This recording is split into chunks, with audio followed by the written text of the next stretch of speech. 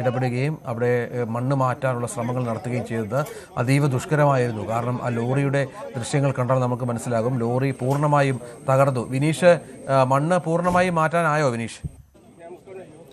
മണ്ണ് ഏറെക്കുറെ മാറ്റിയിട്ടുണ്ട് രഞ്ജിത്ത്. അതുപോലെ തന്നെ മറ്റൊരു കാര്യം, അപകടത്തിനിടയാക്കിയ ഈ ലോറി വാഹന വകുപ്പ് പരിശോധിക്കുന്നുണ്ട്. ലോറിക്ക് ഫിറ്റ്നസ് അടക്കമുള്ള നടപടിയിലേക്ക് കാര്യങ്ങൾ പരിശോധിക്കുന്നുണ്ട്. അതുപോലെ തന്നെ ഇതിന്റെ ടയറുകൾ രഞ്ജിത്ത് സൂചിപ്പിച്ചതുപോലെ തന്നെ ഇതിന്റെ ടയറുകളെല്ലാം തന്നെ അപകടകരമായ രീതിയിലാണ്. ഇത്രത്തോളം അപകടകരമായ രീതിയിലാണ് ഈ ലോഡ് കൊണ്ടുപോയത് ഈ അപകടം ഉണ്ടാക്കിയത് എന്നുള്ളതാണ് വലിയ രീതിയിലുള്ള ആശങ്ക ഉണ്ടാക്കിയിരിക്കുന്നത്. കാരണം ഇതുമായി ബന്ധപ്പെട്ടുള്ള അന്വേഷണം ഇനിയിപ്പോൾ പോലീസ് ആരംഭിക്കുന്നുണ്ട്. ഈ നിരത്തുകളിലോടുന്ന ഈ ലോഡുകൾ കൊണ്ടുപോകുന്ന ടിപ്പർ ലോറികൾക്ക് ഈ മനുഷ്യരുടെ ജീവൻ പണയം വെച്ച് കൊണ്ടുപോകുന്ന ഈ ഒരു ടിപ്പർ ലോറികൾക്ക് ഇത്തരം അപകടകരമായ രീതിയിൽ ഇനിയും ഇങ്ങനെ പോകുന്നുണ്ടോ എന്നുള്ളതടക്കം പോലീസ് അന്വേഷിക്കുന്നുണ്ട്. ഒരുപാട് മുൻപും സമാനമായ രീതിയിൽ നിരവധി സംഭവങ്ങൾ നമ്മുടെ കണ്ണിന് മുന്നിൽ തന്നെ ഉണ്ടായിട്ടുണ്ട്. എന്നിട്ട് പോലും ഇത്തരം സംഭവങ്ങൾ വീണ്ടും ആവർത്തിക്കപ്പെട്ടു എന്നുള്ളതാണ്. ഇത് കുരുന്നുകളുടെ ജീവനടക്കം നഷ്ടപ്പെട്ട സാഹചര്യത്തിലേക്ക് എത്തി. ഇതിൽ 3 പേരാണ് ഇന്നത്തെ അപകടത്തിൽ 3 പേരാണ് മരിച്ചത് രഞ്ജിത്ത്. 2 മുതിർന്നവരും ഒരു പെൺകുട്ടിയുമാണ് ഇതിൽ ഉൾപ്പെട്ടിട്ടുള്ളത്. ബോഡി കൊട്ടാരക്കര താലൂക്ക് ആശുപത്രിയിലാണ് ഇപ്പോൾ സൂക്ഷിച്ചിരിക്കുന്നത്. അതുപോലെ തന്നെ മറ്റുള്ളവർ 10ലധികം പേരായിരുന്നു ഈ ബസ്കാത്ത് നിന്നിരുന്നത്. ഇവർക്കിടയിലേക്കാണ് ഈ അപകടകരമായ രീതിയിൽ വാഹനം ഇടിച്ചു കയറി അപകടം വരുത്തുകയും ചെയ്തത്. അതുപോലെ തന്നെ ഫുൾ ലോഡ് മണ്ണ് നിറച്ച കൊണ്ടുവന്ന വാഹനമായിരുന്നു അപകടത്തിൽപ്പെട്ടത്. ഈ വാഹനത്തിലുണ്ടായിരുന്ന മണ്ണും കട്ടയും കല്ലും അടക്കം ഈ വിദ്യാർത്ഥികളുടെ അടക്കം ദേഹത്തേക്ക് വീഴുകയും ചെയ്തിരുന്നു. അങ്ങനെ എന്തായാലും JCBയുടെ സഹായത്താലാണ് രക്ഷാപ്രവർത്തനങ്ങളും തെരച്ചിലുകളും എല്ലാം തന്നെ നടത്തിയത്. മണ്ണിനടിയിൽ നിന്നും ഒരു കുട്ടിയുടെ മൃതശരീരം അടക്കം കിട്ടുന്ന സാഹചര്യമായിരുന്നു ഉണ്ടായത്. അതുപോലെ തന്നെ ഇതിൽ ആരാണ് മരിച്ചത് എന്നതടക്കം ഇവരുടെ പേര് വിവരങ്ങളൊന്നും തന്നെ ഇപ്പോൾ ലഭ്യമായിട്ടില്ല. കാരണം തിരിച്ചറിയാൻ പറ്റാത്ത സാഹചര്യമാണ് ഉള്ളത്. വെഞ്ഞാറമൂട് മെഡിക്കൽ കോളേജിലും ഒരാളെ ഗുരുതരാവസ്ഥയിൽ പ്രവേശിപ്പിച്ചിട്ടുണ്ട്. കൊല്ലത്തുള്ള മറ്റൊരു സ്വകാര്യ ആശുപത്രിയിലേക്ക് മാറ്റിയിട്ടുണ്ട്, മെഡിക്കൽ കോളേജിലേക്ക് മാറ്റിയിട്ടുണ്ട്. അങ്ങനെ നിരവധി പേർക്ക് പരിക്കേറ്റ ഒരു വലിയൊരു സംഭവമായി തന്നെ ഇത് മാറി എന്നുള്ളതാണ്. വിദ്യാർത്ഥികളുടെ ജീവൻ നഷ്ടപ്പെട്ട സാഹചര്യമുണ്ടായി. അതുപോലെ തന്നെ ഈ രക്ഷാപ്രവർത്തനം പറഞ്ഞറിയിക്കാൻ നമുക്ക് എടുത്തു പറയേണ്ടതാണ്. ഈ സംഭവം അറിഞ്ഞപ്പോൾ തന്നെ കൊട്ടാരക്കരയിൽ നിന്ന് ഫയർഫോഴ്സ് സെന്റർ സ്ഥലത്തെത്തുകയും രക്ഷാപ്രവർത്തനത്തിന് നേതൃത്വം നൽകുകയും ചെയ്തിരുന്നു. പെട്ടെന്ന് തന്നെ അപകടത്തിൽപ്പെട്ടവരെ ആശുപത്രിയിൽ എത്തിച്ച് അവർക്ക് ചികിത്സ ലഭ്യമായി എന്നുള്ളത് വലിയ ആശ്വാസകരമാണ്. പക്ഷേ നമുക്ക് രക്ഷിക്കാൻ സാധിക്കില്ല എന്നുള്ളത് വളരെ ദുഃഖകരമായി തന്നെ ഇപ്പോഴും തുടരുന്നു. എന്തായാലും ഇതുമായി ബന്ധപ്പെട്ടുള്ള തെരച്ചിലുകൾ പൂർണ്ണമായും നിർത്തിയിട്ടില്ല. അന്വേഷണം ആരംഭിക്കുന്നു. അതുപോലെ തന്നെ തെരച്ചിലുകളും തുടരുന്നു. ഈ മണ്ണിനടിയിൽ വീണ്ടും ആരെങ്കിലും പെട്ടിട്ടുണ്ടോ എന്നതടക്കമുള്ള തെരച്ചിലുകൾ നടക്കുന്നുണ്ട്. വാഹന വകുപ്പും മറ്റ് അനുബന്ധ വകുപ്പുകളെല്ലാം തന്നെ സ്ഥലത്ത് എത്തിയിട്ടുണ്ട്. ജനപ്രതിനിധികൾ എത്തിയിട്ടുണ്ട്. കൊടുക്കൽ സുരേഷ് MP അടക്കം സ്ഥലത്തെത്തി ഇതുമായി ബന്ധപ്പെട്ടുള്ള അന്വേഷണം നടക്കുമെന്നും അതിനോട് പറയുകയും ചെയ്തിട്ടുണ്ട്. രഞ്ജിത്ത്, അതാണ് ഇപ്പോൾ അന്വേഷണം ഇതുമായി ബന്ധപ്പെട്ട് ആരംഭിച്ചിട്ടുണ്ട്. മോട്ടോർ വാഹന വകുപ്പിൻ്റെ പരിശോധനയുണ്ട്. ഏതായാലും എന്തൊക്കെയായാലും അപകടം സംഭവിച്ചു, ദുരന്തമുണ്ടായി. ഇനിയും അത്തരത്തിൽ സംഗതികൾ ആവർത്തിക്കാതിരിക്കാനുള്ള നടപടികൾ ഇനിയെങ്കിലും ഉണ്ടാകും എന്ന് വേണം മനസ്സിലാക്കാൻ. അത് ഇല്ലെങ്കിൽ ഇത്തരം ദുരന്തങ്ങൾ ആവർത്തിക്കാം. പലപ്പോഴും ഇത്തരത്തിൽ സമാനമായി തന്നെ നേരത്തെയും സംഭവങ്ങൾ ഉണ്ടായിട്ടുണ്ട്. ടിപ്പർ ലോറികൾ ഉണ്ടാക്കിയ അപകടം ഒരു കാലത്ത് വലിയ ചർച്ചയായിരുന്നു. അന്ന് ടിപ്പർ ലോറികളുടെ സഞ്ചാരമടക്കം നിയന്ത്രിച്ചുകൊണ്ടുള്ള നടപടിക്രമങ്ങൾ ഉണ്ടായിരുന്നു, സമയക്രമമൊക്കെ ഏർപ്പെടുത്തിയിരുന്നു. പക്ഷേ ഇപ്പോൾ ആ സമയക്രമത്തിന് മുൻപ് ഈ സ്ഥലത്തെത്താനുള്ള ത്വരയാണ് മിക്ക ടിപ്പർ ലോറി ഡ്രൈവർമാർക്കും. അതനുസരിച്ച് വളരെ വേഗത്തിൽ ഈ വാഹനങ്ങൾ ഓടിച്ചു പോകുന്നത് നമ്മൾ MC റോഡിൽ ഉടനീളം കാണുന്ന കാഴ്ചയാണ്. ഇപ്പോൾ സംഭവിച്ചിരിക്കുന്ന ദുരന്തത്തിനും കാരണം പ്രധാനം അതുതന്നെയാണ്. നേരത്തെ സൈത്ത് ചൂണ്ടിക്കാണിച്ച ആ 3 റോഡുകൾ ചേർന്ന കവല, അവിടെ അമിത വേഗത്തിലാണ് ലോറി കടന്നു വന്നത്. റോഡിൻ്റെ MC റോഡ് നമുക്കറിയാം, പൊതുവേ മഴയൊക്കെ പെയ്താൽ വല്ലാതെ തെന്നുന്ന ഒരു റോഡാണ്. അതിനൊപ്പം ഈ വാഹനത്തിൻ്റെ ഫിറ്റ്നസിൻ്റെ പ്രശ്നമുണ്ട്, ടയറടക്കം പ്രശ്നമാണ് എന്ന് വിനീഷ് റിപ്പോർട്ട് ചെയ്യുന്നുണ്ട്.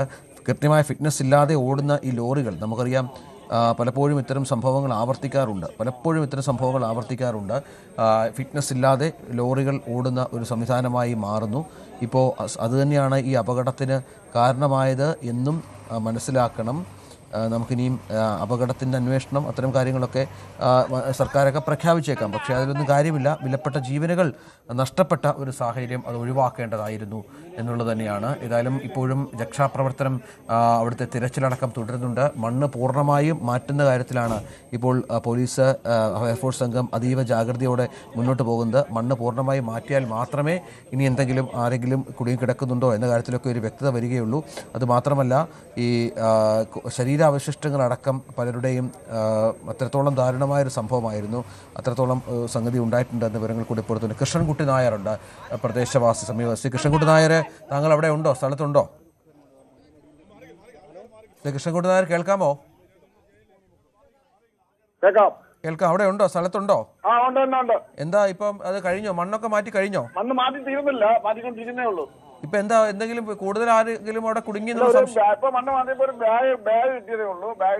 അടിയിൽ ഉണ്ടാകുന്ന പ്രതീക്ഷയോടെ മണ്ണ് വീണ്ടും മാന്തിക്കൊണ്ടിരിക്കുമ്പോ തീരാറായി. കാൽഭാഗം കൂടെ ഉണ്ട്. ആരൊക്കെ ഉണ്ട് അവിടെ ഇപ്പോ? കളക്ടറുണ്ട്, MP ഉണ്ട്, MLA ഉണ്ട്, എല്ലാ രാഷ്ട്രീയ പ്രതിനിധികളും മറ്റു നാട്ടുകാരും പോലീസ്, ഫയർഫോഴ്സ്, മറ്റേ ഇലക്ട്രിസിറ്റി എല്ലാവരും ഒന്നടങ്കം രക്ഷാപ്രവർത്തനം നടത്തിക്കൊണ്ടിരിക്കുകയാണ്. എന്താ മനസ്സിലായത്? ടിപ്പറാണ്, അത് മനസ്സിലായി. ഇത് അപകട കാരണം രക്ഷപ്പെടുത്തുന്നതിന് വേണ്ടി ബ്രേക്ക് ചവിട്ടിയപ്പോ അവിടെ ബസ് കാത്തു നിന്ന ആളുകളുടെ പുറത്തേക്ക് മറിയുകയായിരുന്നു. എത്ര പേരുണ്ടായിരുന്നുള്ളതിനെ കുറിച്ചൊരു വ്യക്തത വന്നിട്ടുണ്ടോ? എത്ര പേരുണ്ടെന്ന് വ്യക്തമല്ല. 8 പേരെന്നൊക്കെ പറയുന്നു. 3 പേര് മരിച്ചു. 3 പേര് കുട്ടനാട് താലൂക്ക് ആശുപത്രിയിൽ മരിച്ചു. അതിലൊരു കുട്ടിയുണ്ട്. 14 വയസ്സുള്ള കുട്ടിയല്ലേ? 2 പേരെ മെഡിക്കൽ കോളേജിൽ കൊണ്ടുപോയെന്ന് പറയുന്നു. ഞങ്ങളെല്ലാം ഇവിടെ നിൽക്കുന്നുണ്ട്. ആശുപത്രിയിലേക്ക് കൊണ്ടുപോയ വിവരം കൃത്യമായല്ല. 3 പേര് മരിച്ചെന്ന കൺഫേമാണ്. ശരീരഭാഗങ്ങളൊക്കെ അറ്റുപോയി എന്നും ഇങ്ങനെ പറയുന്നുണ്ട്. കാല് പല ഭാഗങ്ങളും വ്യക്തമല്ല, മണ്ണായോണ്ടേ അതിന്റെ മുഖമൊന്നും വ്യക്തമായി മനസ്സിലാവുന്നില്ല. സമീപത്തുള്ള കെട്ടിടത്തിനും നാശനഷ്ടം സംഭവിച്ചു. കടയായിരുന്നു, 2-3 കടയുടെ പിന്നെ ഷെയ്ഡൊക്കെ പൊളിഞ്ഞു പോയി, മതിൽ മൊത്തം പൊളിഞ്ഞു പോയി. ഈ അവിടെയൊക്കെ ടിപ്പറിന്റെ ഫിറ്റ്നസിന്റെ ഒക്കെ പ്രശ്നം ചൂണ്ടിക്കാണിക്കുന്നുണ്ട്. കാണിക്കുന്നുണ്ട്. അത് ടയർ പിന്നെ ജിയോളജിന്ന് അത് കൊടുത്തിട്ടുള്ള കളക്ടർ അഭിപ്രായപ്പെടുന്നു. മറ്റ് പഞ്ചായത്തിന് കൊടുത്തോ ഇല്ലെന്ന് അറിയാൻ പറ്റത്തില്ല. അന്വേഷിക്കുമെന്നാണ് കളക്ടർ പറയുന്നത്. മോട്ടോർ വാഹന വകുപ്പ് ഉദ്യോഗസ്ഥരൊക്കെ എത്തിയോ അവിടെ? എല്ലാവരും ഉണ്ട്. എല്ലാ ഉദ്യോഗസ്ഥരും ഉണ്ട്. ശരി. ഈ കുറച്ച് അല്പസമയം കൂടെ വേണ്ടി വരും അല്ലേ മണ്ണ് മാറ്റാൻ? അല്പസമയം കൂടെ വേണ്ടി വരും. ശരി.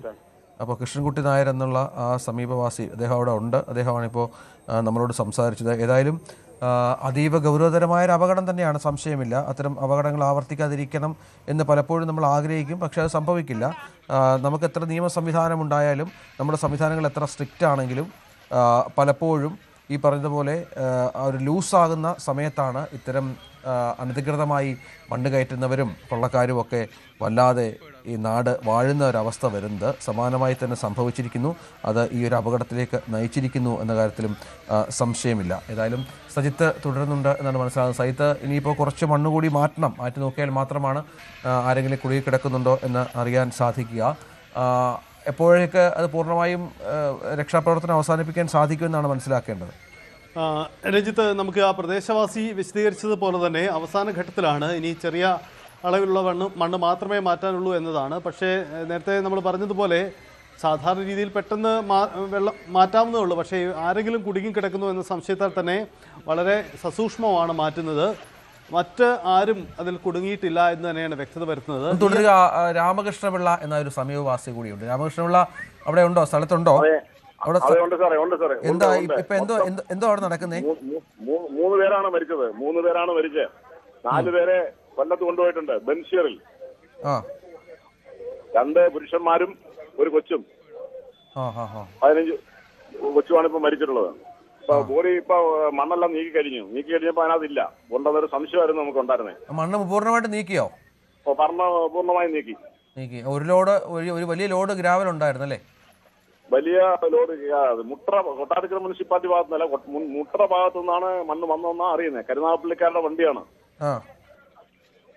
ഇത്. വണ്ടി കൂടുതൽ വാർത്തകൾക്ക് News 18 Keralam YouTube channel subscribe ചെയ്യുക.